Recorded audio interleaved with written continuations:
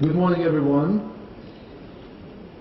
Trying to predict what will happen here tomorrow, I think we need to focus on the real and literature tomorrow, because other than that, we're real at risk.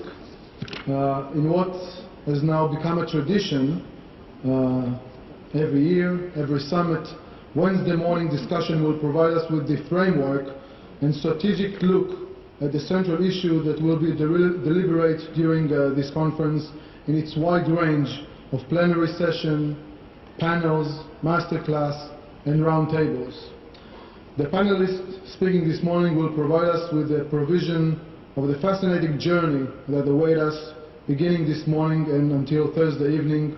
We will acquire a challenging orientation and the first taste of the geopolitical issues, the Arab Spring or maybe the Islamic winter, the issue of Iran, Syria, the peace process, as well as a look at the issue engaging Israel's attention at this time and the challenges facing the Jewish people. I would like to call our four panelists to the stage. Lieutenant General Reserve Gabi Ashkenazi, please welcome to the stage. Ms. Ayan Haras Ali. I'd like to call Ambassador Dennis Ross and Mr. Leon Wieseltier. Good morning, everyone. The first speaker this morning, and we will do that like that. Every one of our speakers will speak about 10 minutes, and then we'll have a panel that I will get the chance to ask them questions, and maybe, if we'll have time, also people from the crowd. The first speaker this morning is Lieutenant General in retired Gabi Ashkenazi, the 9th Chief of Staff of the Israel Defense Forces. Lieutenant General Ashkenazi's father is a Holocaust survivor from Bulgaria, and his mother is of Assyrian origin. He began his military service in the Golani Brigade and filled a wide range of command positions. He is appointed the Chief of Staff of the IDF between 2007 and 2011, during which time he was widely praised for his achievement and acquiring affection from Israeli citizens and IDF soldiers alike. I would like to invite Mr. Gabi Ashkenazi to the stage, please.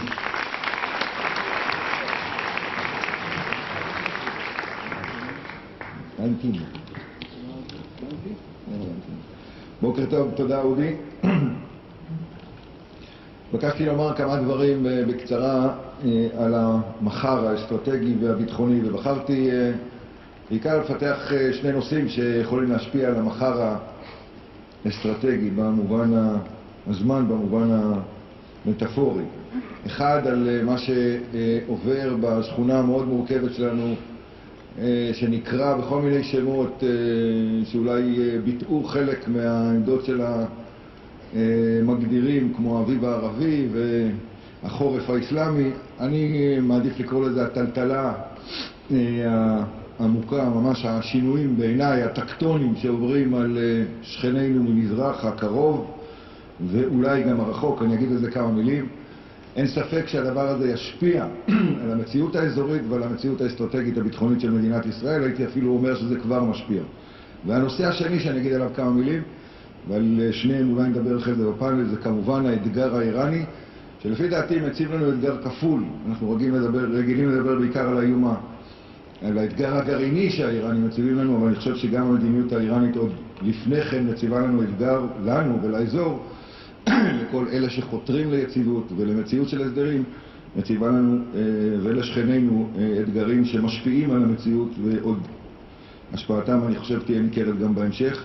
אני פחות אדבר על השחקן הישראלי, שגם אין ספק שלמדיניות הישראלית יש השפעה על עיצובו של המחר הזה. אני אגיד אולי על זה כמה מילים בהמשך.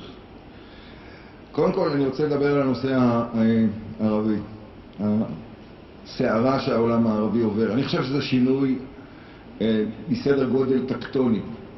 באמת דבר שקורה, אני חושב, אחת ל100 שנה. אני חושב שאי אפשר להתעלם מהתהליך הזה ולומר שזה עוד איזה סוג של הפיכה, נניח נוסח ההשתלטות של של הקצינים הצעירים בשנות ה-50 על חלק מהעולם הערבי בעיקר. העליות של המשטרים בזמנו של נאצר בסוריה ובמקומות אחרים. ראשית אני רוצה לומר לקח, אני חושב שהוא רלוונטי לכולנו כשניגשים לסוגיה של לנסות לחזות את העבר, את העתיד. קודם כל מגבלת החיזוי. אני חושב שזה יהיה נכון לומר, ואנחנו צריכים להודות, שאנחנו לא צפינו את השינוי הזה. אני לא מכיר מישהו במערכת הביטחון שצפה שנראה במצרים את מה שראינו. אני כבר לא מדבר על מדינות יותר רחוקות. מצרים, שכנתנו מדרום. אני עדיין זוכר שעומר סולימן מבקר כאן חודשיים או חודש וחצי לפני שרואים את מובארק בכלא בבית משפט. השאלה הזו הייתה מי יחליף את מובארק. מי שזוכר, מובארק היה לקראת בחירות. והיו כל מיני תרחישים על בנו, גמל, יחליף אותו, עומר סולימן יהיה ממלא מקום. וחודשיים אחרי זה כולנו ראינו מה קורה. יותר מזה, אני חושב שחשוב לומר, אני הייתי עדיין בתפקיד שזה קרה, שאלו אותי במידה רבה של צדק, אולי אפילו בביקורתיות, תגיד, איך לא חזינו את זה? אז אני אמרתי למי ששאל, נכון שלא חזינו את זה, אבל אם זה מהווה איזה נחמה למישהו, גם המצרים לא חזו את זה. הרמטכ"ל המצרי באותו זמן נמצא בשיחות בוושינגטון עם עמיתו האמריקאי, ועושה את דרכו חזרה לקהיר. אני חושב שטמון בזה לקח, משום קשה לחשוב על מה שיקרה מבלי להבין את הדבר הזה. מעטים חזו בכלל מה יקרה למובארק, רבים הספידו את אסד בנפילה מהירה והוא עדיין לא נפל, ומשום שבעיניי התהליך הזה לא הסתיים. אני חושב שאף אחד בעולם הערבי לא מחוסן בפני התופעות האלה. מספיק שנחשוב על ירדן למשל, שהיא בעלת חשיבות אסטרטגית מהמעלה הראשונה לישראל, או על מדינות המפרץ, שגם הן לא מחוסנות, אגם שרק ראינו ניצנים פה ושם בבחריין, במקומות אחרים, שנכסיותן של אותן מדינות, בוודאי למערב, היא עצומה. לא שמצרים לא חשובה, אבל בוודאי תחשבו על דבר כזה שעובר במדינות המפרץ, עם מקורות האנרגיה וכל ההשלכות שיש לזה גם על הכלכלה העולמית, גם על המציאות האסטרטגית, וכתוצאה מזה גם עלינו במגוון רחב של נושאים. אז אני חושב שהתופעה עדיין בעיצומה, ואנחנו צריכים לחשוב במונחים מה קורה אם זה יקרה במדינות אחרות. אני חושב שבישראל הדבר הזה מציב גם סיכונים וגם סיכויים. ישראל באופן עקרוני העדיפה תמיד שעל גבולותיה יהיו משטרים יציבים. מישהו פעם חידד את השאלה גם על אופי המשטרים. אז אני רוצה לומר שישראל תמיד העדיפה יציבות המשטר על אופי המשטר. אני חושב שחשוב מאוד שנהיה מוקפים בדמוקרטיות, אבל אנחנו קודם כל העדפנו שבגבולות שלנו יהיו מדינות עם יציבות, עם accountability, עם אחריות, עם כתובת ברורה. אני חושב שאחד החששות של התופעה שאנחנו רואים בעולם הערבי, שיכולה להציל את המחר, זה fail state, מה שנקרא מדינות כושלות. החלשות של המשטר המרכזי באופן כזה שיאפשר מרחב פעולה יותר גדול לגורמים הקיצוניים וגורמי טרור. אם תראו במצרים זה פחות או יותר מה שקורה. החלשות של המשטר המרכזי מאפשרת פעילות גוברת והולכת מסיני, אתגר שיגבר למדינת ישראל וחייב אותנו לגבש לכך מענה עם כל המגבלות שיש בהם. שלא נדבר על הריסונים. אנחנו העדפנו משטרים יציבים, וצריך להודות שמובארק, גם אם הוא לא היה דמוקרט, הוא בוודאי לא היה ציוני, אי אפשר להתעלם מהקביעה, לדעתי, שב-30 השנה האחרונות מובארק היה עוגן של יציבות בכל מה שקשור ליציבות האזורית. ובמובן הזה, ההתפתחויות במצרים יכולות להיות התפתחויות לרעה, למי שחותר ליציבות ולמציאות של הסדרים וביטחון אזורי ושלום אזורי וכל מה שזה אומר, אפילו בהקשרים קונקרטיים של ישראל בנושא הפלסטינים. אני לא יודע כמה מכם עדיין זוכרים את התפקיד של מובארק בהסכמי אוסלו, בלי לשפוט אם זה היה טוב או לא. כשערפאת התקשה לחתום על הסכמי אוסלו, מי שזוכר את מובארק גורר אותו לשולחן, ואפילו עם איזה ביטוי לא פרלמנטרי, נדמה לי, ומכריח אותו לחתום. תנסו לחשוב על נשיא מצרי היום, האם הוא יפעל בכיוון הזה או לא, איזה תפקיד הוא ישחק. אני חושב שבמובן הזה יש לנו איזה חשש של התפתחות לא לכיוון הרצוי. הדבר השני שיכול לקרות כתוצאה ממה שקורה בעולם הערבי, לא רק במצרים ובסוריה, זה עלייה של משטרים רדיקליים קיצוניים. אני חושב שמה שקורה במצרים כבר די מתאים למה שההיסטוריה לימדה אותנו לגבי מהפכות, שלא מעטות מהן נחטפות על ידי ארגונים יותר מסודרים, אחרים. נראה לי שזה די מה שקורה במצרים, אני לא בטוח שזה יישאר ככה. אני חושב שמצרים נדונה לאיזו אי יציבות מתמשכת, אני חושב שהסיפור לא נגמר שם, אבל החשש הזה בפירוש קיים, ואני חושב שמשטרים כאלה שהם יותר רדיקליים לא יתרמו לבעיית היציבות האזורית שגם ככה היא מאתגרת. לעומת זאת יש גם סיכויים. למשל, אני חושב ששינוי בסוריה, מתישהו יקרה, היעלמותו של אסד, נקרא לזה באופן קונקרטי, יכול לייצג גם סוג של סיכוי. אין לי ספק שהיעלמותו של אסד יחליש מאוד את הציר האיראני, סורי, חיזבאללאי הקיים היום. די לשפוט בהסתכלות על הדאגה האיראנית המאוד גדולה, וגם של חיזבאללה, מהאפשרות שאסד ייעלם. תפקידו של אסד במובן הזה הוא יותר גדול ממה שנתפס לפעמים לעין. לא רק שהוא בין הברית העיקרי והאזורי ברמה המדינתית של איראן, בניגוד לדימוי המקובל, מרבית הנשק של חיזבאללה מגיע ממחסנים צבאיים סוריים. הכסף בדרך כלל מגיע או מחיזבאללה או מאיראן, אבל הציוד עצמו, ארסנל הנשק של הטילים, כל מה שמטריד אותנו ומדאיג אותנו, צבחים יותר גדולים, בעיקר מגיע ממחסני הצבא הסורי. קשה לי לחשוב על ממשלה, גם אסלאמית סונית, שנוהגת כך בעתיד. אני חושב שיש פה פוטנציאל לשינוי של בריתות אזוריות, ובמובן החיובי למדינת ישראל, לא במובן השלילי. כמובן שיש גם דאגות נוספות בכל מה שקשור לסוריה, מכסים את זה בתקשורת מארסנל הכימי שלהם, דברים אחרים, אני לא אתעכב על זה יותר מדי. יש גם גורמים מרסנים, אני חושב שמשקל גדול מאוד בכל השינויים שקורים בעולם הערבי, יהיה לא רק לרצון של הצעירים או של ההמון, אלא גם לכלכלות. הכלכלות ישחקו משחק מאוד מרכזי, אני חושב שבמרבית המקומות כגורם מרסן. אני זוכר שבמפגשים שהיו לנו עם הצבא המצרי מיד אחרי ההפיכה, האתגר הכי גדול לדבריהם שניצב בפניהם, כמי שמנהל את מצרים מאז וכמעט אפשר לומר עד היום, ואני מצטט, זה בא משפט מהרמטכ"ל המצרי, זה איך לאפות כל בוקר 90 מיליון פיתות בכל האזרחים במצרים. והבעיה הזאת של הכלכלה, מי שמסתכל על רזרבות מטבע החוץ המצריות, מי שמסתכל על מה שקורה עם התיירות, מה שקורה עם מקורות ההכנסה שלהם, מבין שלכל משטר במצרים, נשיא כזה או נשיא אחר, האתגר של לענות על הציפייה של שיפור הכלכלה, יצירת מקומות עבודה, יהיה אתגר אדיר, גדול. היו כאלה שהרחיקו לכת ואמרו שבגלל זה האחים המוסלמים אפילו לא ייגשו לבחירות לנשיאות, משום שהם לא רוצים להיכשל. זה השתנה בינתיים, אבל אין ספק שבכל המקומות האלה הכלכלה יכולה להיות גם סוג של מנוף. עיין הסיוע הישראלי האמריקאי למצרים ומקומות אחרים, איזה סוג של גורם מרסן. כך או כך, אני חושב שהתהליך הזה הוא לא הסתיים, אני חושב שהוא עדיין לפנינו, הוא יגביר את אי היציבות שקיימת ממילא. ישראל צריכה להבין שההשפעה שלה לנעשה בקהיר או בכיכר או בדמשק היא קטנה. אני חושב שההבנה הזאת קיימת במדינת ישראל. אני חושב שבסופו של דבר ההכרעה תהיה של המדינות עצמן, למעט אם תהיה מחר התערבות בסוריה, דבר שאני לא כך רואה.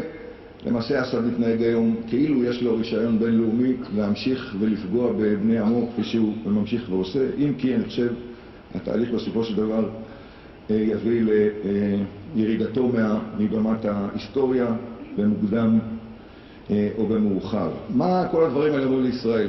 אני חושב שישראל צריכה לחתור בתחום מדיניות החוץ שלה, צריכה לחתור להגברת השיתוף של הפעולה עם כל הגורמים המתונים, כל הגורמים שחותרים ליציבות באזור, בין אם זה במדינות המדוברות ובין אם זה מדינות אחרות. ניתן דוגמה, למשל, חשוב מאוד לשמר את ערוצי הקשר שיש לנו עם הצבא המצרי, זה כמעט ערוצי הדיאלוג היחידים שקיימים היום. חשוב מאוד בהקשר הזה, אני חושב, לשפר את יחסינו עם טורקיה, ואפשר לתת דוגמאות נוספות, אני פשוט רוצה לקצר. בתחום הביטחוני אני חושב רק למדיניות החוץ, בתחום הביטחוני אני חושב שהאתגר הישראלי המרכזי הוא זה עדיין לשמור על העוצמה הצבאית עם היתרון האיכותי של צה"ל בתוך מציאות כלכלית וחברתית מאתגרת יותר. זאת בעיה פנימית ישראלית. כלכלית אני חושב שהסיבות מובנות, חברתית אני חושב שגם זה מובן לא רק על הרקע של המחאות, אלא גם בהקשרים רלוונטיים של איזה פתרון יהיה לנו למשל לחוק טל.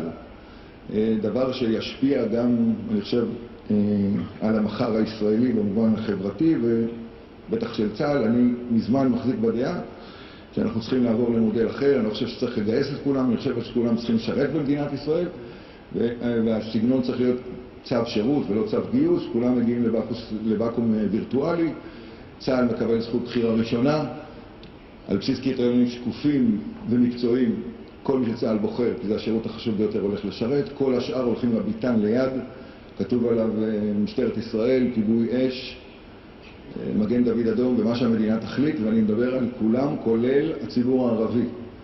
לא נתפס בעיניי למה בחור מטייבה או מטירה יכול להיות.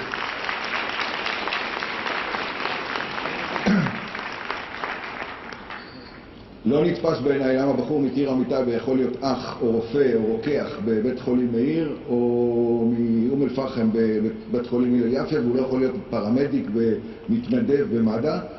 או לצורך העניין הציבור החרדי שלצה"ל יש איתו ניסיון מצוין, ואני לא נגד עולמה של תורה. אני חושב שמאוד חשוב שהם יצטרפו למעגל של השירות ובהמשך למעגל של העבודה של מדינת ישראל. אפשר גם להחליט על מכסה.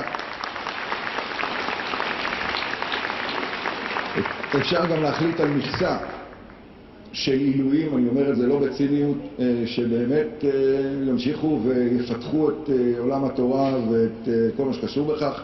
יחליטו על זה גדולי התורה. בשנתו נתון של מדינת ישראל, לשכה מרכזית לסטטיסטיקה, ויש בערך 10,000 חרדים או 9,000 חרדים. אפשר להחליט ש1,000 או אני לא יודע כמה שיחליטו, 1,500 ילכו ללמוד, יחליטו על זה גדולי התורה. כל השאר ילכו או לצבא או לשירות אזרחי. אני חושב שאפשר למצוא כאן פשרה, אפשר להטיל את המשימה הזאת על הצבא. ובמילא מדבר עם מרבית הנוער בכל שנתון, למעלה מ100,000, יש לנו 135,000 בממוצע כל שנה ילודה. אז הוא יכול להשלים את המשימה הזאת. זה דבר שנכון לעשות, וזה דבר אני חושב שהוא חשוב לא מהבחינה הביטחונית, הוא בעיקר חשוב מבחינת חוסנה של החברה ומבחינת הצדק. זה תורם לחוסן החברתי, ואני חושב שזה צריך לפתור. הנושא האחרון, איראן. על איראן, נשארו לי עוד 2 דקות? לא. איראן, אני אגיד רק בשתי מילים.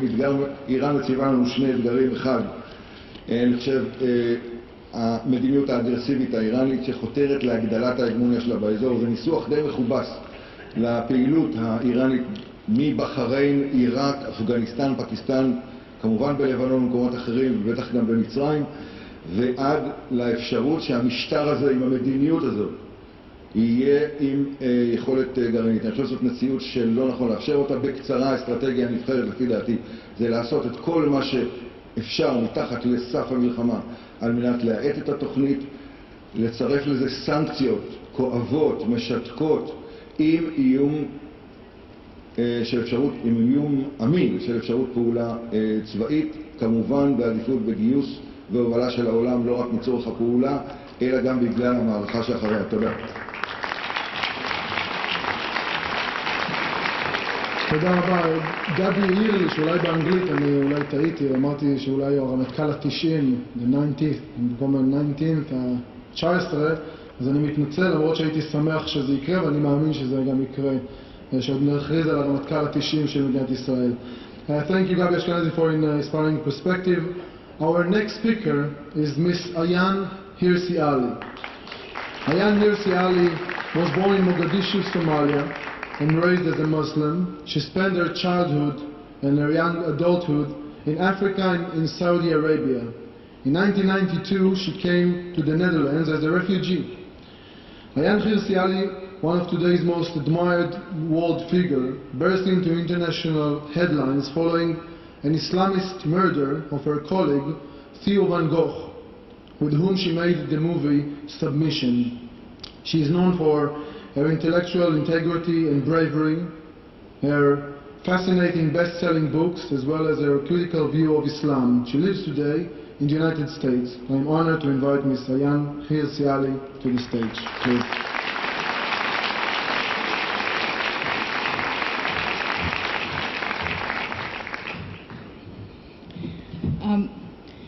Thank you very much. Ladies and gentlemen, it's wonderful to be in Israel, and I want to express great admiration for what your country, your nation has achieved in a very short time, in being not only the only free country in this region, but also the only functioning country.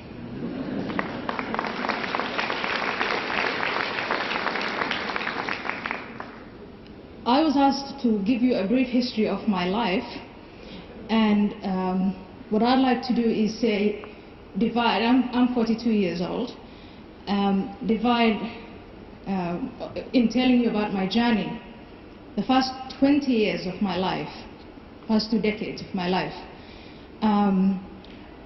versus the second half of my life, since I came to the Netherlands. The first half of my life was characterized by 3 aspects. The first is absolute authority. I grew up in a Muslim family. My father's authority over our family was absolute.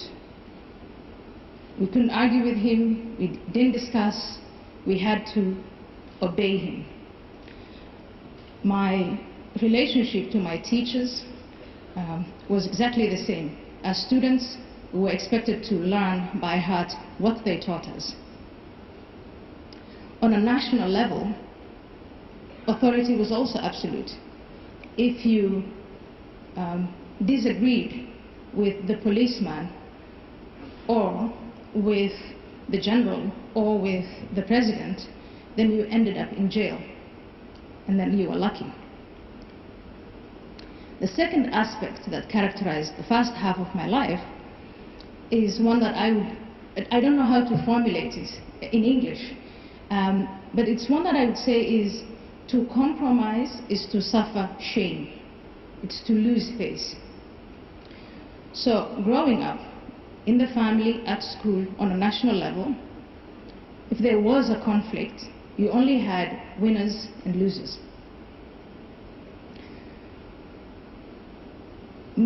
Settling a conflict, if you were clever, didn't mean you compromised. It just meant you would bear the grudge and wait until a moment comes when you could defeat your enemy. At school, in the Quran school, everywhere, when I got into fights, as from 5-year-old, 10 years old, etc., that's exactly how I behaved and how everyone else behaved towards us. The third aspect is that all problems, from the micro problems of your life to the macro problems, national, international, global, you could find all the answers in the Quran or in the Hadith, the example that the Prophet Muhammad left. So for me, and this was all baked into me,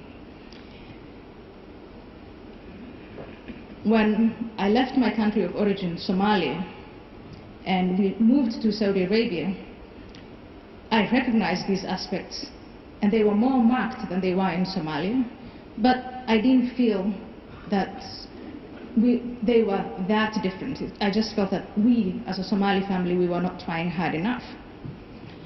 When my family moved to Ethiopia, and I associated for the first time with a non-Muslim community, I realized that in a way they were different, but I was too young to understand how that system worked. When my family moved to Kenya, and I went to school in a multicultural society, I associated with children from Yemen, children from Pakistan, children from other Muslim countries. And these were the 3 defining features that we shared. Absolute authority, no compromise. To compromise was to suffer shame and lose face, and we thought that all answers were in the Quran and in the Hadith. Fast forward, I come to the Netherlands, and I find almost an exact opposite of that. And as I spend more and more time, I find that in the West, in fact, authority is not absolute. And I know that there's a long history before things came that way. To compromise is, in fact, one of the most honorable things that you can do, because both parties negotiate and you reach a win-win situation. You don't lose face. And religion, the Bible, whatever other holy book, does not contain all answers. There are other books and there are other sources of morality, there are other ways of reaching a solution. Now, if I extrapolate, and I know I'm being cheeky by doing that, from that history of my early years to the conflicts and the issues facing your region, the first thing that I see is that in Israel, and indeed in America, other Western countries, there is this disconnect where you are dealing with a culture where you, as a democracy, have to talk, relate, negotiate with men who have absolute power and who expect it. Now, what I find optimistic about the events of last year and this year, the so-called Arab Spring that is turning into an Islamist winter, hopefully things will go in a different way, but we'll have that in the discussion. But what I find interesting is, for the first time, and I find it thrilling, Muslim countries, Arab countries, have questioned that absolute power. The masses have organized themselves and they were able to drive away the despot. Talking about tomorrow, I hope that that is going to translate not only into driving the top-down authority, you know, the military man, the politician from power, but also in questioning the authority from a bottom-up level, that of the father, of the teacher, of the policeman. When that happens in the Arab world, then we are looking at a true revolution. The second aspect, which hasn't been questioned, hasn't been written on much, is that principle of non-compromise. This region, the Arab Muslim world, is a region that is governed by honor and shame. A true revolution will occur here once people move from this idea that to compromise is to lose face, it is to suffer shame. If that happens, not only will it positively impact the region, the Arab communities concerned, but it will have a fantastic impact on the relations between Israel and the Arab world, and indeed between the Jewish people in general and the Muslim people. And finally, religion. The Islamists, the Muslim Brotherhood, have won the hearts and minds of not all, but large swathes of the Arab population, because they offer religion, Islam, the Quran and the Hadith, as the source that they will look into to resolve problems. Again, a true revolution is only likely if people put that aside. Those three characteristics, absolute power, the no compromise principle, and this fixation on religion, only if all three change and change radically can we really speak of a revolution in the Arab world. And its impact on a global level to Israel and the Jewish people cannot be overstated. Thank you very much.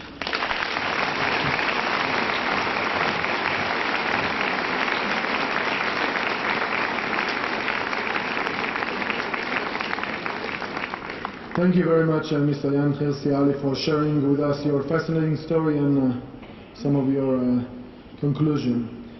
Our next speaker is Ambassador Dennis Ross. Following years of intense involvement in international affairs, the name Dennis Ross has now become synonymous with brokering peace in the Middle East. Almost no American president has been willing to forego his services and his good advice. For more than 20 years, Ambassador Ross played a leading role in shaping U.S. involvement in the Middle East peace process and dealing directly with the parties in negotiations. A highly skilled diplomat, Ambassador Ross was U.S. point man for the peace process in both the George H. Bush and Bill Clinton administration. He was instrumental in assisting Israelis and Palestinians to reach the 1995 interim agreement, facilitate the 1994 Israel-Jordan peace accord, the peace treaty, and has worked intensively to try and bring Israel and Syria together to a negotiation. Lately he was dealing with the most sensitive issue of the Iran danger. I'm honored to invite Ambassador Dennis Ross to the stage. Please.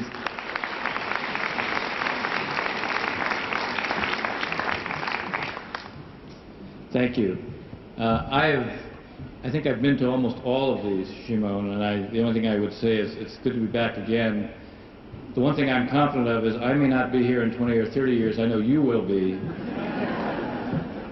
And you'll still be challenging everybody to think about tomorrow. I want to frame my comments drawing from last night's discussion and what we've just heard as well in the following fashion. I think one of the reasons we talk about an awakening in this part of the world is because obviously something profound is happening. The way I would frame it is in the following fashion. I think for the first time we're seeing in the Middle East a dichotomy. We're seeing people in this part of the world see themselves as citizens and not as subjects. Now, as citizens, they have a right to make demands. As subjects, they have a right only to give in to demands. As citizens, they have a right to have a voice. As subjects, their responsibility is to listen to the voice of the regime. As citizens, they have a right to dream, to hope, to have expectations. As subjects, it is the regime that defines the limits and the space for them. And as citizens, they have the ability to hold their governments accountable. As subjects, they're the ones who are always held to account. Now, it should come as no surprise that when you see people beginning to act as citizens, with that as their point of departure, that what you see is upheaval. And that's what we're seeing. We need to look at what's happening in the region from a very long perspective. One of the limitations that we see right now is people who see themselves as citizens have to have the institutions available to act as citizens and to create accountability. That doesn't exist right now, and it's going to unfold, if at all, only over a very long period of time. Now, we shouldn't be surprised that in the beginning of what is a struggle, of what is going to take a long period of time, it should come as no surprise that it's the Islamists who have all the advantages. Again, take a look at the realities. Gabi talked about Mubarak and, in a sense, some of the pluses and minuses of Mubarak. Mubarak created a reality where it was him or the Islamists. He did not want an alternative that might look more reasonable. He certainly didn't allow those who were secular and moderate or liberal to organize, to create an identity, to have a voice, because they might become too attractive as an alternative. He wanted the choice to be a binary choice, him or the Islamists. And in a sense, that's what's been produced. It shouldn't be a surprise, as I said. Think about it. Mubarak, in a sense, had no fundamental legitimacy to rule. There was no basic idea to justify it. The one place he couldn't take on was the mosque. So the mosque was the one place where there was free speech. People could stand up, they didn't submit. The mosque was the one place where you could organize. The mosque was the one place where, in fact, you could begin to provide at least some sense of social service. So who provided food distribution centers? Who provided clinics? When there was an earthquake in Cairo, who was out providing food and distribution, providing food and blankets? It was the Islamists, it wasn't the regime. They reached out to all segments of society, but particularly the lowest segments and the most impoverished parts of the society. Not surprisingly, they developed an identity, they were seen as effective, they had credibility, They embodied social justice. No surprise that they should be the ones who should emerge initially. Those who didn't have a chance to organize, those who didn't have a connection to the lower classes, those who couldn't create an identity, those in a sense all of whom fell under a broad secular rubric, they're not in a position to compete very effectively in the early going. So it should be no surprise, again, as I said, that the Islamists are the ones who emerge in the beginning. But this is the beginning of a story. This is a story that may well have 20 chapters, and we're seeing the preamble written. How it's going to unfold is going to depend upon a lot of different factors. We take a look at Egypt today. We are probably going to have a Muslim Brotherhood president. The relationship between that president and the military is going to be defined. How it's going to be defined isn't clear at this point. But again, think about it. Maybe the Muslim Brotherhood will begin to try to shape a future by basing everything on identity politics. Maybe they'll try to shape a future by trying to somehow build a narrative of blame, where what they can't achieve, it's because of the United States or it's because of Israel. But the more they build that narrative on blame, the less they will be able to deliver anything. If we are in fact dealing with a new world where people see themselves as citizens, they're going to have, as I said, expectations. We have an interest in building the imagery of accountability. We have an interest in making it clear to the Muslim Brotherhood if they're going to respond in a way that is other than only blame, but they're going to try to build something, if they're going to have to try to deliver something because they think their own public has a set of expectations, then it's important that they understand they're going to need help from the outside, which I think they do understand, which is why they send delegations abroad on a kind of charm offensive. If they want help from the outside, they have to play by the rules. Rule number one is you respect your international obligations, including your peace treaty with Israel. And that means, by the way, you don't get to say, well, we respect the peace treaty, but we'll have a referendum. That's rejecting it. That means, by the way, you don't somehow think that the Sinai can remain a no man's land, and there can be acts of tear out of the Sinai into Israel, and you bear no responsibility. If you want to, in fact, get help from the outside, you play by the rules. One rule, as I said, relates to Israel. Another rule is you respect minority rights. Another rule is you should respect the rights of at least half your population, women. You should respect the rights of creating political space for competition so there are repeatable elections. If the Muslim Brotherhood wants to deliver, they need to play by the rules, and that does create a certain possibility to affect their behavior. But this is going to be a process that's going to be marked by ups and downs. It's not going to be linear. You'll see some movement forward, we're going to see some movement back. Where does Israel fit in this? Well, Israel needs to create its own red lines, that's for sure. Israel, on the most part, probably isn't going to want to be part of the story. But this struggle that's going to characterize not just Egypt, but the region more generally, is going to be a struggle that goes on for time. And what Israel does want, I think, is to be seen, to the extent that it is not being associated with a cause of injustice. And that relates to the whole question of the Palestinians. It is interesting in a conference of this sort, when we look at the strategic realities, it's very easy and it's understandable, in fact it's natural, to be focusing on everything but the peace issue. We focus on the question of the upheaval in the Arab world and the challenge that presents for Israel. We focus understandably on Iran. How can you not? Here is a country that, as it pursues a nuclear weapons capability, presents an existential threat to Israel. What Gabi said is exactly right. The objective as it relates to Iran has to be prevention. Prevention of Iran achieving a nuclear weapons capability. Now, the best way to achieve that is through diplomacy. Whether diplomacy can succeed, however, depends not just on increasing economic pressure. It depends very much on the Iranians believing that we don't fear the 5+1, the permanent 5 members of the Security Council plus Germany. We don't fear the failure of diplomacy. Our objective of prevention is what's driving us. We want to achieve this through peaceful means, but if diplomacy fails, the one that pays the biggest price for that is going to be Iran. Iran has to come to believe, if we want diplomacy to succeed, that not only is it going to face economic pressure, but that the failure of diplomacy means that force will be used against it. But when I say that, let's be clear of one thing. There is no military answer to the Iranian nuclear program. Iran has the know-how and the engineering capability that even if military force is used, It can set back that program, but it can't end it. So the context in which force is used means a great deal. If force is used, you're going to have to, in the aftermath of force being used, you're still going to have Iran be isolated. It's still going to have to be subjected to sanctions, and that means if force is used, the imagery internationally is going to have to be that Iran brought this on itself. For those who talk about the use of force, they have an obligation. Not only think about what happens when you use force, but to think about the aftermath. It isn't just the immediate aftermath, it's what is the diplomatic context going to be? What is the strategy that you're going to employ in the aftermath of force is used? The more it becomes clear that all this is tied together, the greater the possibility that diplomacy itself can succeed. I think a lot about that.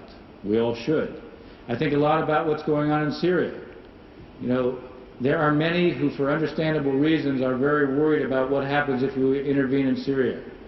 That violence will increase, the civil war will get worse, the central institutions of the state will break down. All those are legitimate fears. The problem, however, is the longer the current process as we see it unfolds, it isn't just the death and destruction within Syria and the unthinkable actions that are taking place against the Syrian public. It is that all those fears about a breakdown of Syria and the potential of it becoming a failed state, all of that's going to materialize anyway if we stay on the path that we're on. There needs to be a way to accelerate the departure of Assad. It needs not only to focus on moving the Russians, it also needs to think about the possibility of creating things like safe havens as well. I think about that also. But I also think about the issue of peace. We need to deal with all of these other strategic questions because they're not going to go away, but as we deal with them, we also have to bear in mind the Israeli-Palestinian issue is also not going to go away. I said before that it's in Israel's interest not to be associated with the cause of injustice in a time of such enormous change taking place within the broader Middle East. Prime Minister Netanyahu, in a very important speech that he made, at least very important in my mind, the week before last, made it very clear Israel does not want to rule Palestinians. He also made it very clear that it's in Israel's strategic interest to reach peace with the Palestinians, meaning this is not a favor that is done to the Palestinians, this is something that Israel needs. Finally, he said something that I regard as being quite significant as well, and that is that Israel cannot become a binational state. That has fundamental implications. It says very clearly that there is a demographic trend. There may be some who want to wish it away, but you can't wish it away. It is there. It is a fact. So you have to deal with it. Now the question is, what can be done about peace today? Historically, when I've looked at this issue and been involved in this issue, the one thing that has always stood out is, what is the context? Does the context lend itself to making a great breakthrough? And I would say the answer to that, unfortunately, today is no. The reason I say that is because there is such fundamental disbelief on each side. Israelis don't believe that Palestinians are really committed to a two-state outcome. And Palestinians don't believe that Israelis are really committed to a two-state outcome. If we could produce a political process tomorrow, which I would like to see, very few on either side would believe it would have any chance of going anyplace. So what is important is, if we're going to give peace a chance, if we're going to move on peace, we need not just a political process, we need to change the dynamic. We need to change the dynamic in a way where we restore belief. A friend of mine said to me, well, are you going to talk, when you talk about peace, about confidence-building measures? And I said, absolutely not. Confidence is something that when it's lost, you act to restore. This is not a case of lost confidence. This is a case of lost belief. When you've lost belief, you have to rebuild it. There's no belief in a two-state outcome on each side. That is what has to be restored.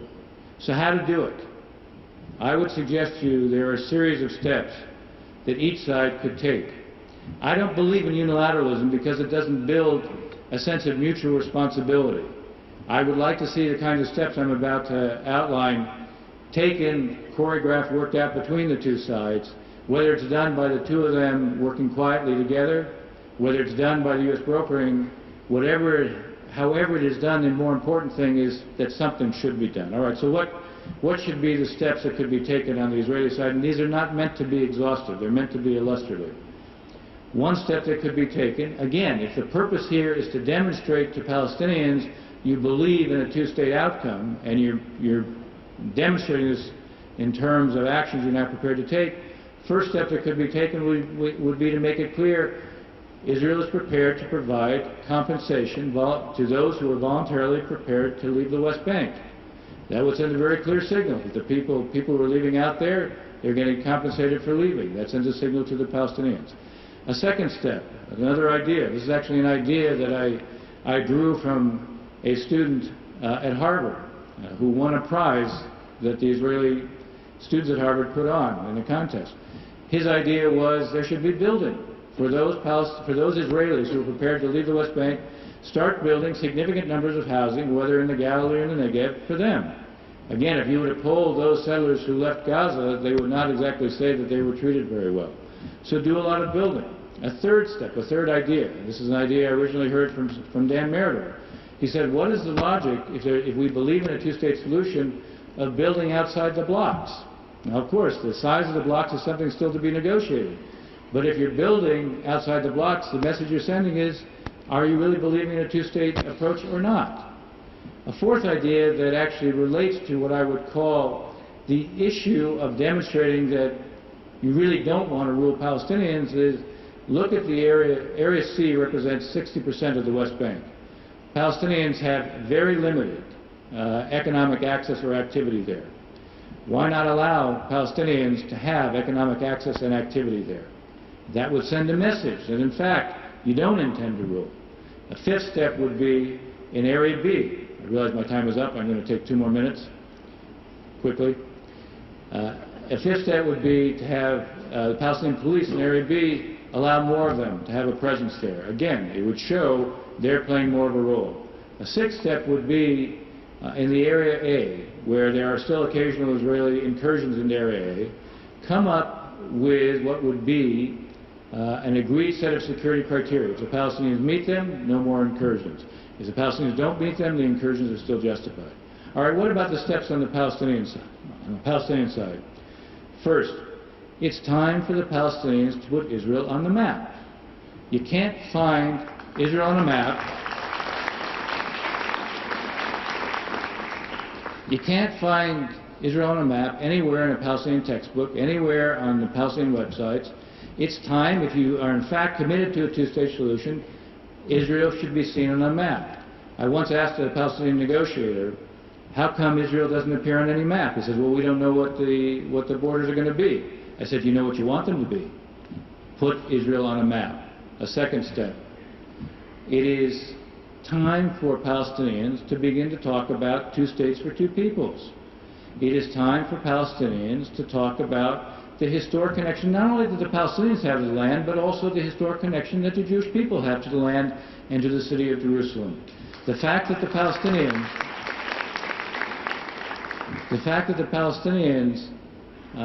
talk about the rights or historic connections and attachments that the Israelis have doesn't do anything to derogate from the rights that the Palestinians have.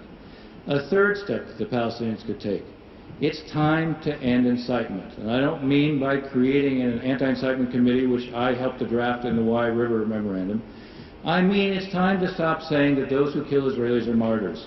Stop celebrating those who kill Israelis as being martyrs, and that sends an unmistakable message. A fourth step. It's time to begin not just to build a culture of peace.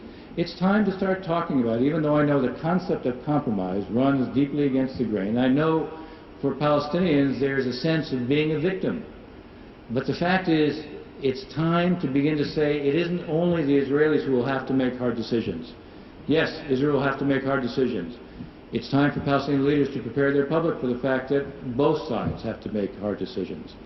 A fifth step is, a few years ago, Abu Mazen talked about the fact that no Palestinians have to live in terrible conditions. And he was talking about why there was value in beginning to build housing within the refugee camps. It wasn't done. It should be done. It's a logical thing to do. Palestinians shouldn't have to live in terrible conditions.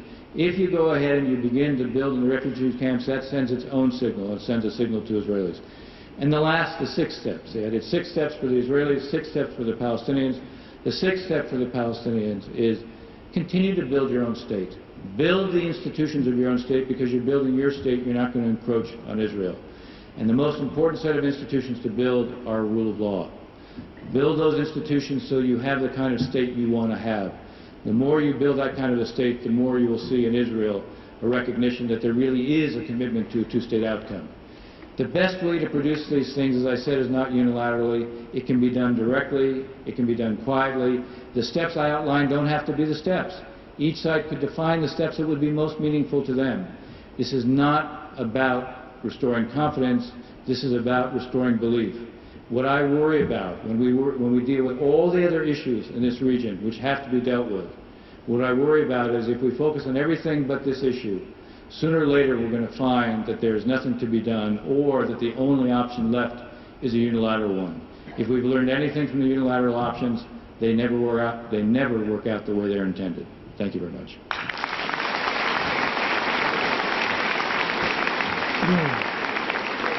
Thank you very much, Mr. Ross. It seems like you have a new idea of intellectual roadmap for Israelis and Palestinians. Our next speaker is Mr. Leon Wieseltier. Leon Wieseltier is an intellectual in the full meaning of the word. His observation and writing are characterizing by great depth and originality, and are always challenging the status quo. Leon Wieseltier has been library editor of the New Republic since 1983. He was born in Brooklyn, New York. He has studied at the Yeshiva of Flatbush, Columbia University, Oxford University, and Harvard University. He is the author of Nuclear War, Nuclear Peace, Against Identity, Kaddish, and War.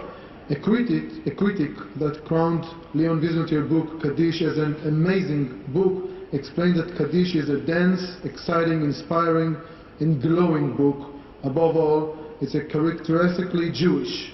The same critic also expressed that Wieseltier has walked into the enormous forest of Jewish learning with a faithful and arousing step, which will cause readers to work hard to follow.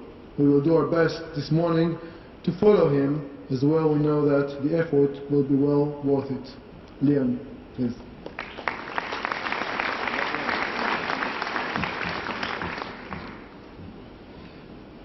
Good morning. Many years ago I began notes for a scholarly history of Jewish worry. It's turned out to be a very rich subject, going all the way back to the Middle Ages. I'm not going to speak about the Middle Ages today. I'm going to say a few words about a few threats, though I don't want you to conclude that my outlook on the larger picture about the Israeli and the Jewish future is merely alarmist and completely negative. I should begin by saying that I will not be speaking about Iran. You may be relieved to hear this. I have three reasons. The first is that everybody is speaking about Iran, and everybody seems quite alarmed enough to me. The second is that I do not possess the information to form an adequate and intelligent analysis of some of the most critical aspects of what we're talking about.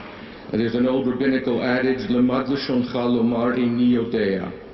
And in this question, and third, I do not want to contribute to the Iranocentric analysis of Israeli life at this point. Instead, I would like to talk about a few other threats, two in particular, that seem to me insufficiently discussed in this period, and they have to do with the things that my beloved friends have discussed, the question of peace and the question of democratization. And I'll say a few things about each in broad strokes. The frustrations of problem solving, if you look at the history of problem solving, the frustrations of problem solving come in two forms. There are problems in life that one can wait decades to arrive at the solution for, and one bangs one's head against the wall to arrive at some conceptual or concrete understanding of what is really the issue. There are other problems whose solutions have been obvious from the very beginning, and the frustration, the great frustration, is that we cannot find a way to get from the problem to the solution. It has been perfectly clear to me for a long time that the solution to the problem of peace between the Israelis and the Palestinians is not of the former kind, but of the latter kind. The basic contours of a solution to this problem, they have gone by many names, but the basic contours have been known and discussed since approximately 1970. And nothing in the last few years has happened in Israel or in what people now call Palestine, a little bit prematurely, I think.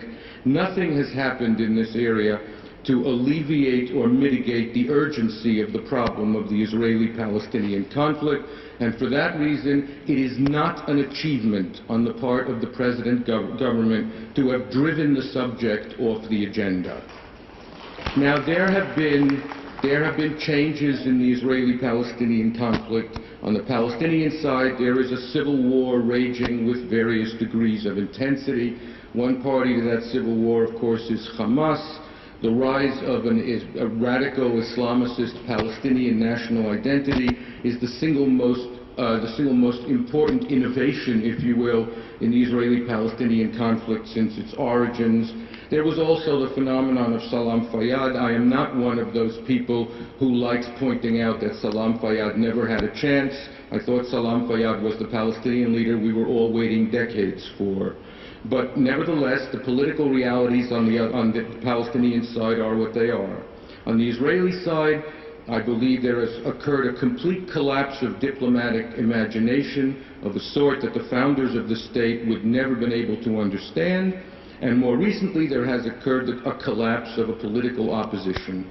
A democracy without an opposition is not a healthy democracy.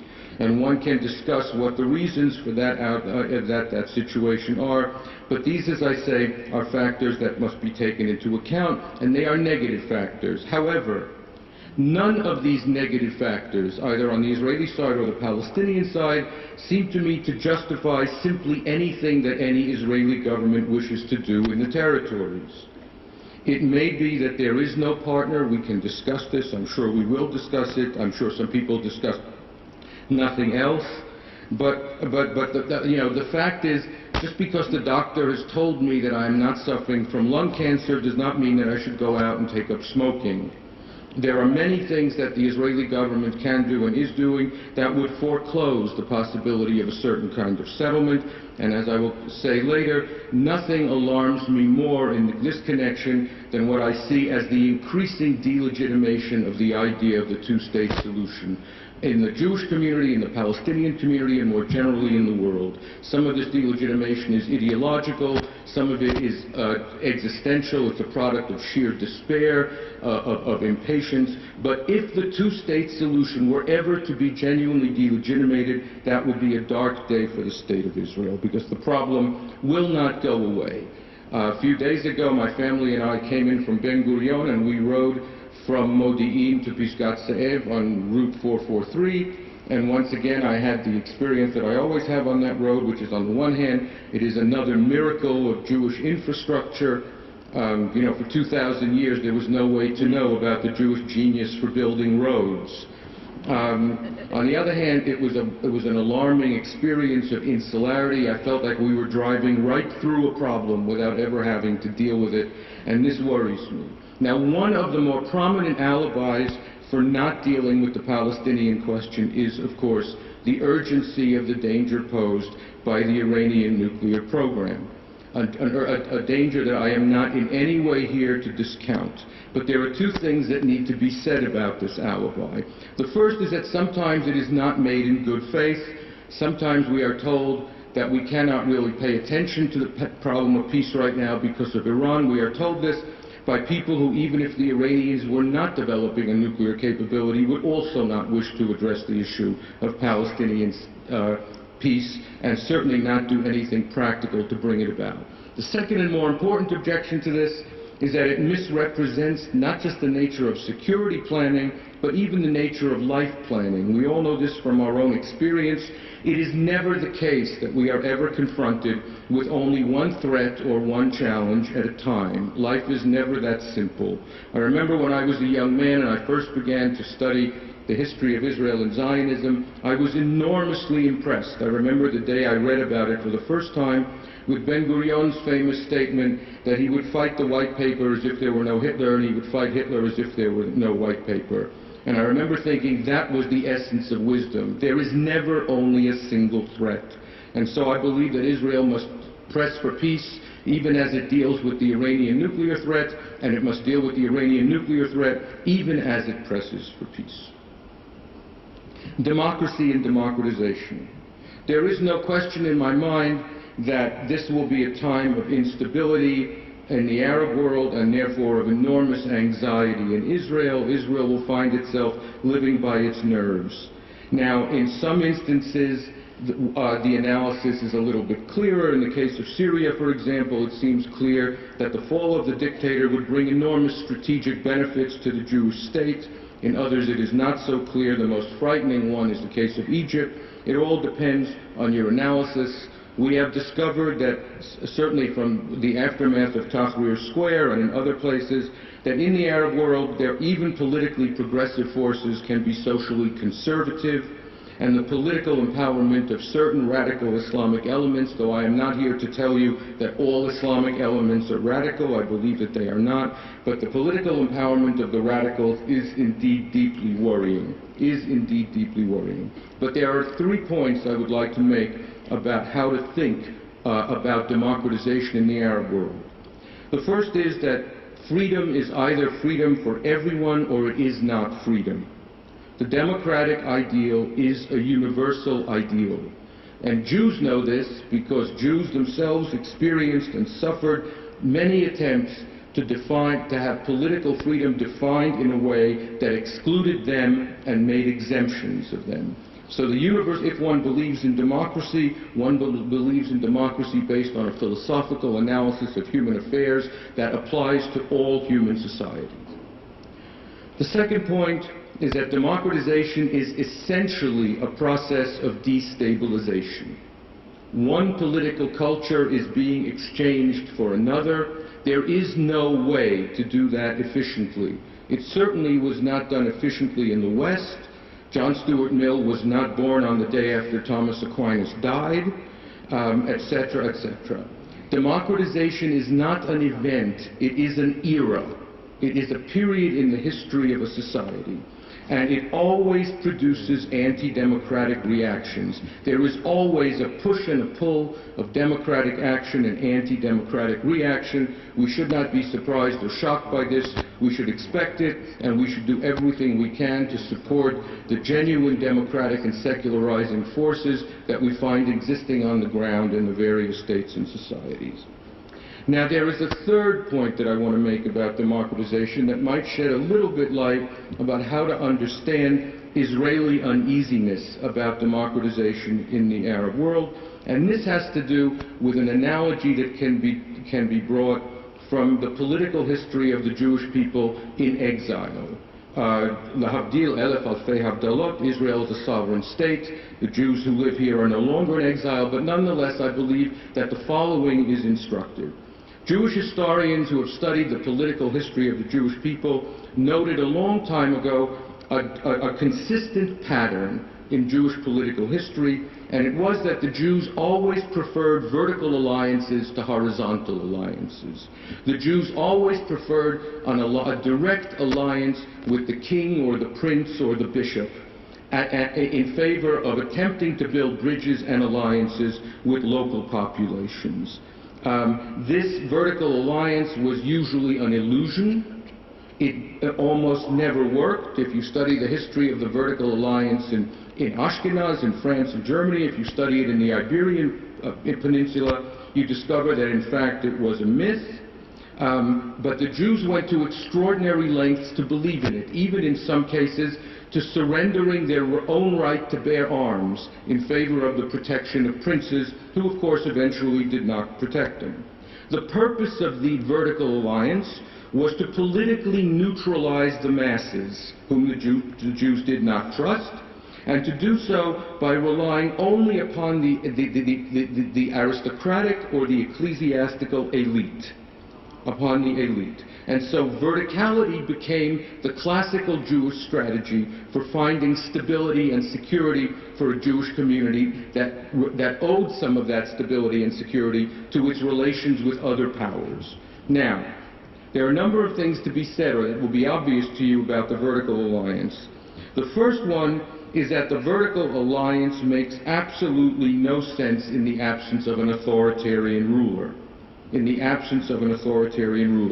was the whole point. A relationship with one man who ruled was regarded as sufficient to fulfill and guarantee Jewish interests. But with the arrival of democratic revolutions in modernity, the verticality began to collapse and a new era of horizontality began, in which the Jews discovered that they had to make themselves understood not just to rulers at the top, but to populations, because the views of populations suddenly began to matter. Now, it is clear, I think, if you follow this, that the State of Israel in its relations with various Arab governments over the decades has reproduced, for perfectly understandable reasons, has reproduced the vertical alliance upon which Jews have always chosen to rely. But insofar as the democratic revolts in the Arab world are real, and insofar as the process of democratization begins to take hold, and I believe it will, then once again you will find that the model of verticality will not serve the State of Israel the way it used to serve, even if Mubarak's former henchman somehow manages to make his way to the Egyptian presidency for 2 years or 3 years or 5 years.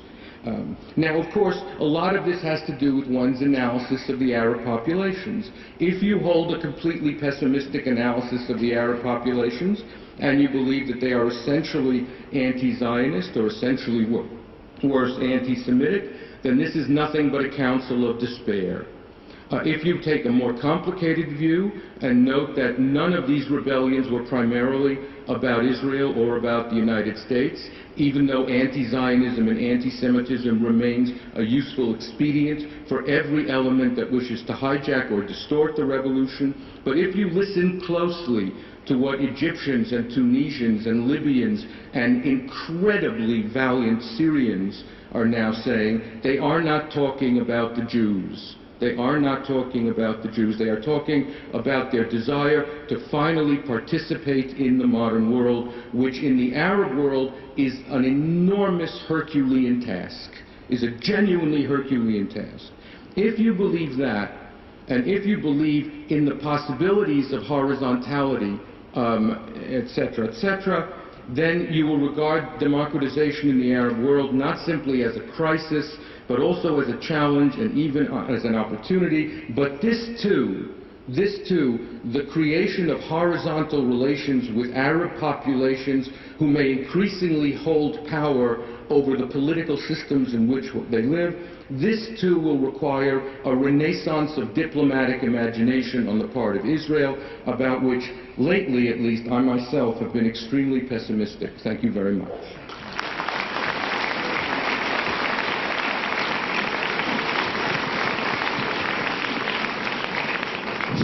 Thank you very much, Leon. It was very interesting.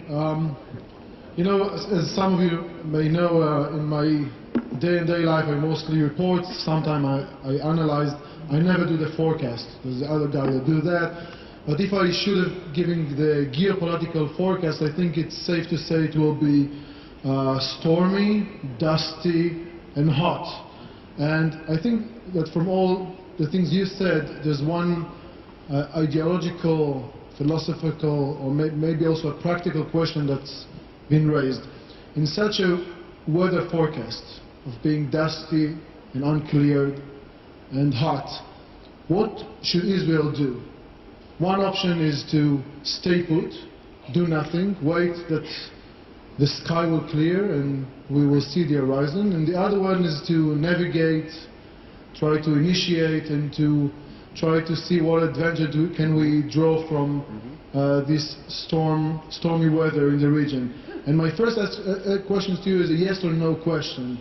What do you think Israel should do? Wait and see, or initiate and act? Yes? I don't believe in passivity. I think that passivity is bad for individuals and bad for countries. And I think that the founders of this state, when you consider the geopolitical situation of Israel when it was founded, which was atrocious almost beyond our imagination, and you study the diplomatic activity of its founders, you realize that even in the most dire circumstances, diplomatic means were found to create alliances of various kinds. I do not believe that Israel should sit and wait about anything. Certainly on the Palestinian question, tick-tock, tick-tock. I mean, it's, we all know why, so no, I think passivity is exactly what Israel should not do. Mr. Ross? I agree. I think, look, as an old policy planner, the one thing you're always thinking about is how do you deal in a situation where you expand your options, you don't allow your options to contract. If you sit back and do nothing, the one thing you can absolutely count on, you'll have fewer options and they'll be worse. There are areas where I think that it is important for Israel to be thinking creatively. They're not simple. None of the choices are going to be simple. In a time where you don't have the kind of strategic alliances that you might once had, I think thinking about what can be done vis-a-vis Turkey becomes more important, not less. I think on the Palestinian issue, I agree with Leon. The point is there is a clock that is ticking. At least look for the kinds of initiatives you can take. Either you put yourself in a position where you get something done, or at least you change the context in a way where Israel has demonstrated it did what it could. Ms. Haris Ali? Act. Israel should act, and act on the short term, middle, long term, and have a long-term vision. On the short term, I think the Israeli state and people have the right to protect themselves. How they do that is a question that they should answer. In the long term, again, I want to repeat, I am really thrilled by what's going on in the Arab world. The fact that the masses, whether it's the Islamists or not, but the masses, for the first time, are questioning and tackling absolute power. And that presents a great opportunity for Israel. And I agree with Leon, investment only in the vertical authority has always been a mistake and is a mistake. You don't make peace with an authoritarian ruler, you make peace with the people. And these changes create an opportunity that I think Israelis should grasp. And this is about changing hearts and minds. It's about affecting and encouraging what is now a minority, but I think may become a majority, in for the first time successfully addressing the issue of absolute authority. I think these people can also learn to compromise. Young people at an impressionable age, and that is what the Arab youth is, are open to that. And I think there is a relatively large minority that do understand that religion simply does not have the answers to all questions. And this presents Israel with a great opportunity. General Ashkenazi? באופן עקרוני, מסתכלים על העשורים האחרונים, אז אני חושב שצריך לפעול. כשהייתי במדים, לא רק בתפקיד האחרון, אז באופן טבעי, לשוחח או לדבר על הנושאים הפוליטיים, היה יותר רגיש, השתמשתי בסוג של מטאפורה. ואמרתי על מדיניות החוץ הישראלית, או על האופן שאנחנו מתנהלים, דימיתי את זה לנסיעה באוטובוס. אני חושב שבהרבה מהנושאים שהיו על הפרק ושעדיין על הפרק, כולנו יודעים מה התחנה הסופית, במקום לנסוע בקו הישיר, אנחנו נוסעים במאסף, עוצרים בתחנות לא חשובות או חיוניות, משלמים המון לכרטיס, לפעמים אתה מקבל את התחושה שהנוסעים איבדו עניין, סגרו את החלון ולא אכפת להם, ואני אומר לך את זה בתור המאבטח של האוטובוס הזה, לא בתור הנהג שלו. ואני חושב שישראל היא מספיק, צריכה להיות מספיק בוגרת, בטוחה בעצמה, בשביל לקבל החלטות קשות. אני טוען שהאוטובוס הזה יכול לחצות את הצמתים בדרך המהירה, מאתגרים, הם לא פשוטים, אבל אפשר לעבור אותם בירוק. אתן לך דוגמה קונקרטית, אני חושב שאחרי 60 וכמה שנים ישראל מספיק, צריכה להיות מספיק בטוחה בעצמה, למשל לקבוע את שאלת הגבולות שלה. אני חושב שזה גם שאלה לא רק ביטחונית, גם מוסרית. מה צריכים להיות הגבולות כאן? מכיוון שיש כאן קונסנזוס, there is a consensus here that Israel should act. Maybe one of the action is to do something about Iran. And I stay with you. Do you think that when people say act, it's not only about defining the borders and have a negotiation with the Palestinians, maybe for the first time to put the deterrence question or the deterrence issue on the table and say, yes, this is the most important issue. This is the most incremental threat that Israel should have, and now this is time to show our neighbors, our enemies, that Israel can walk the walk and not only talk the talk. And maybe Israel should, even with all the problems, take a military action against Iran in order to stop Iran from being nuclearized. אני חושב שצריך לכבד את הכלל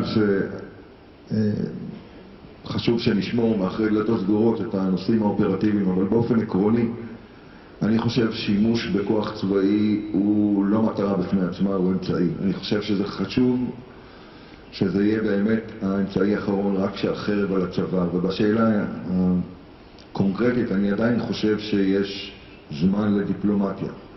אני חושב שצריך שיהיה אימון, שיהיה איום של שימוש באופציה צבאית ריאליה לשולחן. בהיעדרו לא רק המערב, אלא גם בעיקר איראן. אני חושב לא תשתכנע שזה רציני. דווקא כל מי שלא רוצה להגיע לאופציה הזאת חייב לשמר אותה באופן ריאלי על השולחן. והדיבורים שלך... ובמובן הזה, אם נשים את ההקשר האיראני בתוך שעונים, אז אני בדרך כלל מתרגם את זה לשלושה שעונים. יש את השעון של התוכנית האיראנית, יש את השעון של הסנקציות, והיה גם שעון של שינוי במשטר, שככה תקתק כשהצעירים האיראנים יצאו לרחוב. הבעיה שלנו היום, שהשעון שמתקתק הכי מהר זה השעון של התוכנית. אנחנו אותו צריכים להאיט, ואני לא ארחיב על זה, ואת השעון של הסנקציות אנחנו צריכים להאיט. ואולי גם לתקתק מתישהו השעון של השינוי של המשטר. אני חושב שזה מה שעושים כרגע. שהאופציה הצבאית צריכה לרחף מעל כולם. כל אמירה שמערערת את האפשרות הזאת פוגעת דווקא במי שלא מאמין שצריך להשתמש בה. הייתה תחושה שאתה כרמטכ"ל וקבוצה של אנשים כמו ראש המוסד מאיר דגן בלמו סוג של ניסיון כזה של ראש הממשלה נתניהו ושר הביטחון ברק לפעול פעולה צבאית נגד איראן. א', האם היה מהלך כזה, והאם עצם העובדה שאתם נתפסים כמי שמדברים נגד מהלך כזה לא פוגעת אולי אפילו באסטרטגיה של הבלוף? כלומר, אפילו אם ישראל לא מתכוונת לתקוף, וזה סוג של בלוף, למה? Why to call the bluff? כדי לשמור על האמינות של האיום. אני לא אנסה לערער חלק מההנחות שהנחת כאן ובנית כאן איזושהי תמונה, אבל אני רק אומר לך שאני חושב שבאופן עקרוני הסוגיה הזאת צריכה להישאר מאחורי דלתות סגורות. אין לי ספק שיובל ומאיר מדברים מדם ליבם. אבל מצד שני רוצה לומר לך שאני חושב שזו אחת ההחלטות היותר קשות שעומדות בפני כל ממשלה ישראלית, לא רק הממשלה הנוכחית. ואני יכול לומר לך שבמובן של הדיאלוג בינינו לבין הדרג המדיני, אני חושב שהוא היה דיאלוג קבוע, שוטף. היו מחלוקות, ואני חושב שזה בסדר שהם היו. דווקא במקומות שלא מתקיים דיאלוג בין הדרג האסטרטגי הצבאי העליון לבין הדרג המדיני, אני חושב שזה מתכון לאפשרויות של ציפיות מוגזמות ממה אפשר להשיג למשל עם כוח צבאי או מה אי אפשר להשיג. לפעמים יש איזה סוג של שטחיות בהסתכלות על השימוש בכוח צבאי. הניסיון הצבאי שלי מראה דווקא שהבעיות שלנו צמחו במקומות שהיה פער בין מה שאנשים לפעמים היה נוח להם או רצו או מחוסר ידיעה חשבו שאפשר להשיג בשימוש של הכוח הצבאי. במובן הזה אני חושב שהחשש הזה כאן הוא לא כך קיים. אנשים מבינים, אני חושב, את הסוגיה שלפנינו בצורה מאוד מפורטת. Mr. Ross, after the third round of talks with the Iranian in Moscow that ended yesterday, I think it's fair to say that it failed. I was trying to talk a little bit, there were some maneuvers and headlines, but it didn't give the result that the West want. What is the time, in your eyes, or what are the measures that the West and the United States will say, okay, been there, done that, it's not working, let's move on. And when you said move on to where? Is that necessarily to a military option? I think the approach that the 5+1 has adopted was an approach based on step-by-step confidence building. Now, there's a logic to that.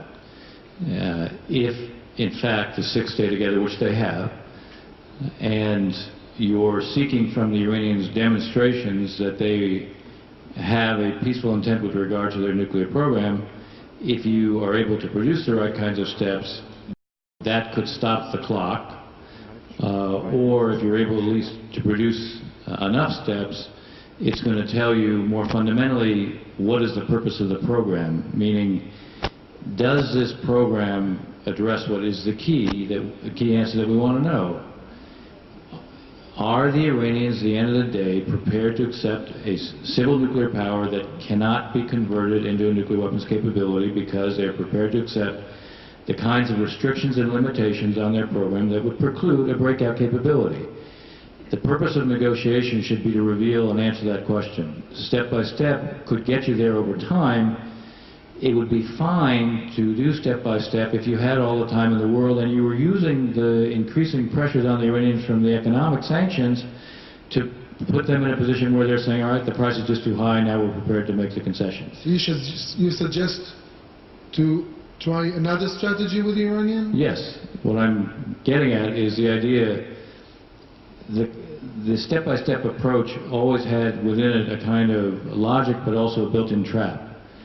That if you weren't getting enough from the Iranians on a step-by-step basis, and the position has been we're not going to engage in a phony process, you might have to cut it off prematurely before you actually have an answer to the question. Or if you keep it going, it looks like you're just keeping it going for the sake of having diplomacy but not for producing an answer. So my approach would be to pivot from the step-by-step approach and go towards making what I would call an endgame on the nuclear issue proposal.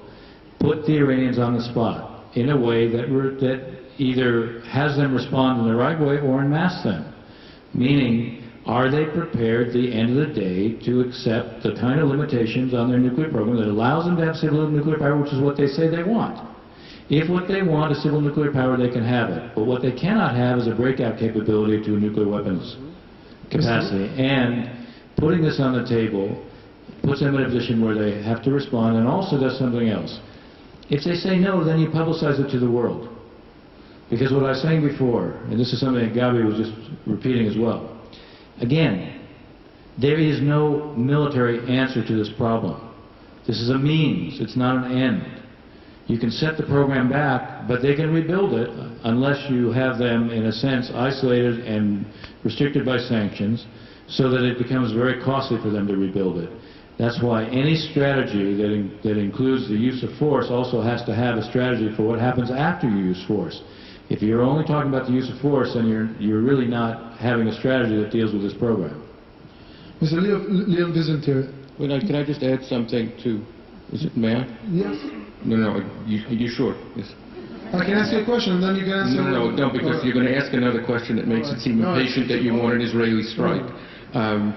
No, I just wanted to say that the premise of both what Gabi and Dennis said, I think, obviously, is that any deal with the Iranians has to be with a government whose reliability we can count on. The problem, of course, is that the current government is not very reliable. We know that the most reliable answer to this solution would be a change of government in Tehran, but as Gabi said, the democracy clock is ticking much more slowly than the nuclear clock. The one thing I want to say is I have heard recently one thing that has disturbed me enormously. It may be utterly false. I hear utterly false things all the time. I live in Washington, D.C.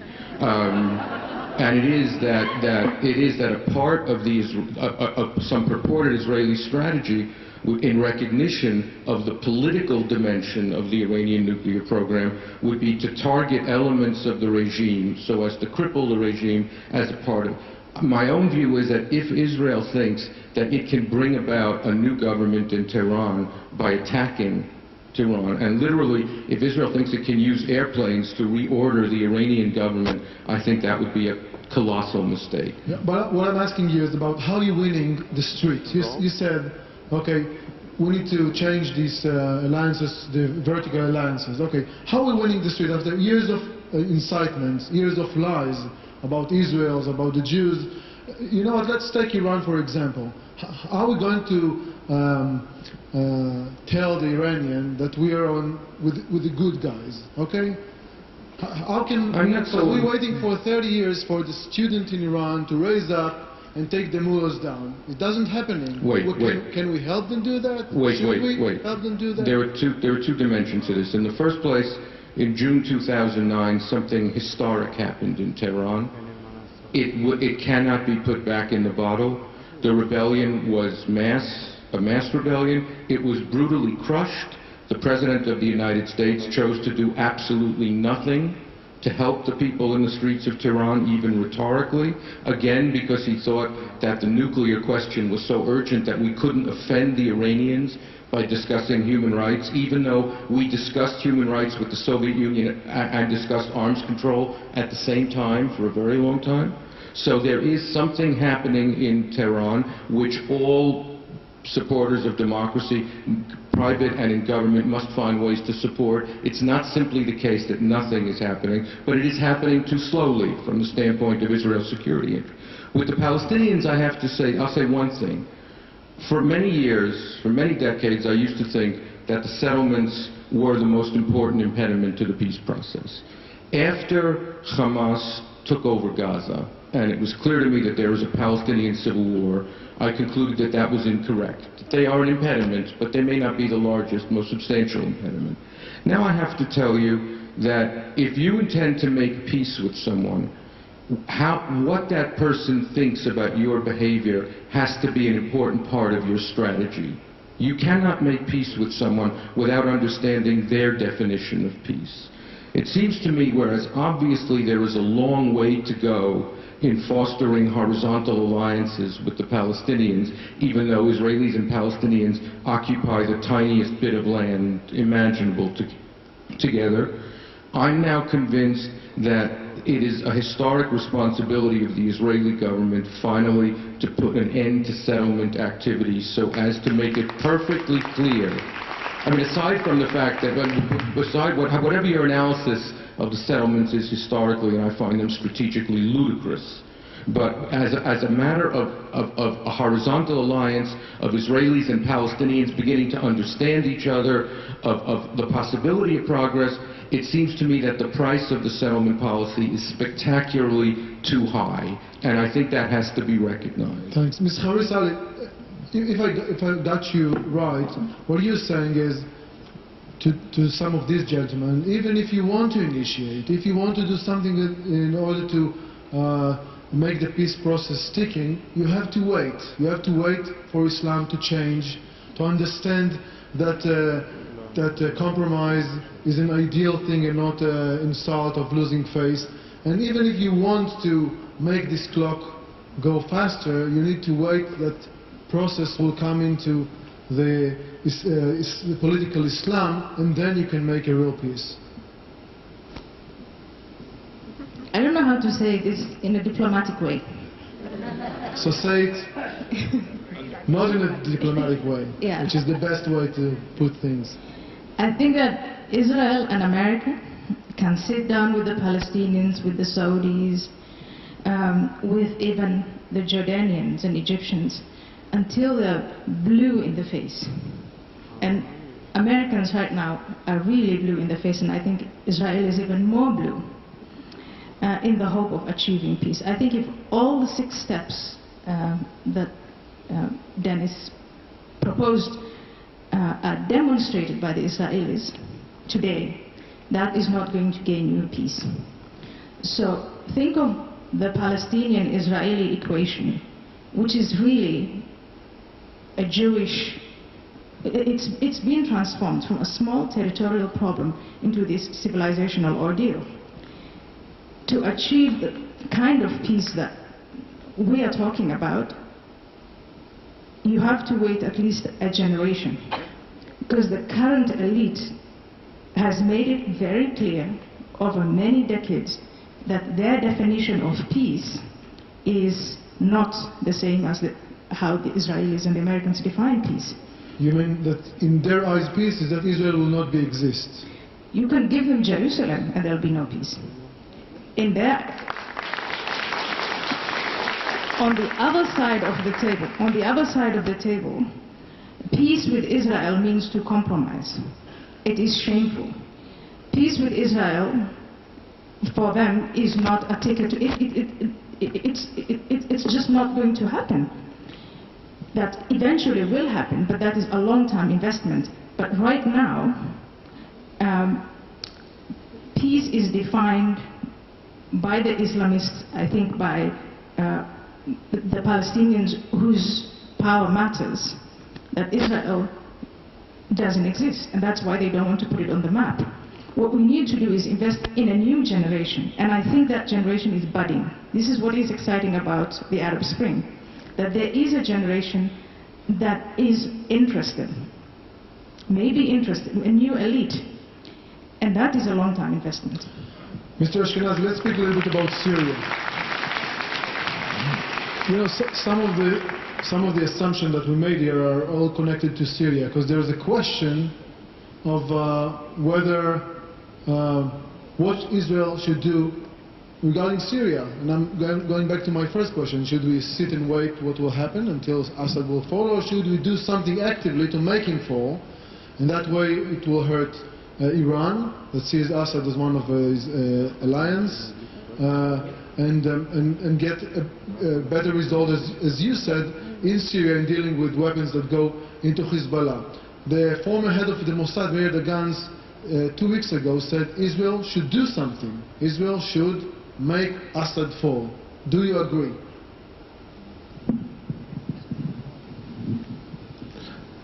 באופן כללי, כן, כדאי שאסד ייפול, אבל השאלה היא לא רק מה ישראל רוצה להשיג, השאלה גם מה אפשר לעשות ומה המחירים של מה אפשר לעשות. בכלל, במקצוע שלנו יש קשר מאוד הדוק בין הישג גבוה לבין מחירים גבוהים. אני מתכוון לשימושים בכוח צבאי, אני לא מדבר על מדיניות חוץ במובן של דיפלומטיה. אתה שואל אותי אם זה נכון שישראל תתערב צבאית במה שקורה בסוריה, אני חושב שזה ממש לא נכון. אני חושב שזאת תהיה משקיעה, אני גם לא יודע מישהו המליץ את זה. אבל בדרכים אחרות חשוב. אני חושב שבדרכים אחרות אנחנו צריכים לפעול. אנחנו צריכים לפעול באופן שיכול לסייע למי שאנחנו מזהים. אם אנחנו מזהים כוחות מתונים, סורים למשל. אני חושב שלמשל אם יחסינו עם הטורקים היו היום במקום אחר, אז אני חושב שטורקיה וישראל יכלו לפעול באופן יותר מעשי, דיפלומטית, מדינית, באופן יותר אפקטיבי, לסייע, נניח, לעצב מציאות יותר נכונה, גם מהצד של הסורים וגם מהצד, נניח, של הישראל והטורקים. הבעיה שאין לנו את זה היום. זאת אומרת, אני לא מודע לכך שיחסינו עם הטורקים מאפשרים את המציאות הזאת. והדבר האחרון, אני חושב שהוא לקח לכולנו. אני גם מבין קצת את ההיסוס של המעצמות בהתערבות בתוך סוריה. אנחנו צריכים להבין שבסוף באמת מה שיקרה, לדעתי, מה שיקרה בסוריה, מה שיקרה במצרים, בעיקר יוכרע בטווח הארוך על ידי המצרים בעצמם. זאת תהיה בחירה שלהם, על ידי הסורים בעצמם. זאת תהיה בחירה שלהם, לא תהיה בחירה של מישהו משפחות. במובן הזה אני מתחבר לכל מי שנענות, ודיבר כאן על הפשרות שצריך לעשות, על הדברים אחרים. זה מה שאנחנו צריכים שיקרה. זה מברך למשל, שהיה עובד של ישיבות, מה שנתנה. באמת לא הכיר את הציבור המצרי לשחרה הגדולה. אני חושב שזאת באמת הטעות, אבל עדיין זה היה נכס אסטרטגי מבחינה ישראלית. והמחירים במזרח התיכון הם לא בהכרח לעסק. אני חושב שכרגע לא נכון שמה ששום דבר. צריך לפקח על זה בצורה מאוד ארוכה, וזה מה שישראל עושה. ואני חושב שצריך לזהות סיכונים וסיכוי. נדמה לי שבתהליך הלונגרן, שינוי בסופרה מקפל בתוכו סיכון ושיפור מצבנו האסטרטגי. Our time's up, but I would like to Mr. Ross raise the final word regarding Syria. The question is pretty harsh. You know, I'll be a voice for Syrians, simply Syrian guys. They say, you know, you Western countries, you're hypocrites. When it comes to oil and interest, you maneuver, you do, you act, you did it against them, you did it in Iraq.